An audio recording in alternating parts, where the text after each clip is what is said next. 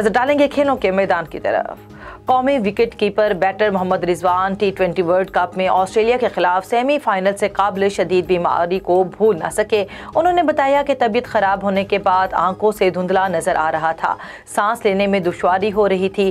Team physician के अलावा अस्पताल में डॉक्टर्स ने हौसला बढ़ाया। हालत ये हो गई थी कि सर के बाल और पाँव के नाखून को छोड़कर 12-13 मेडिकल टेस्ट किए गए। डॉक्टर्स की जानिब से उन्हें इलाज की खातर 1 हफ्ते तक अस्पताल में रुकने का कहा गया, जिस पर वो अहम मैच की खातिर तैयार नहीं हुए।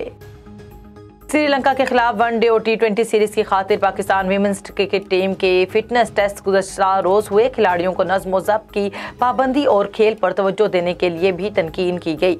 कौमी वीमेंस क्रिकेट टीम की तरबियती कैंप आज नेशनल स्टेडियम में Hanif Mohammad high performance centre Karachi में शुरू होगा, जो 18 मई तक जारी रहेगा। कौमी शाहीनों ने ऑस्ट्रेलिया के खिलाफ सीरीज के बाद मुस्तकबिल में भी अपनी सरजमीन को इंटरनेशनल क्रिकेट से आबाद रखने की ख्वाहिश जाहिर कर दी।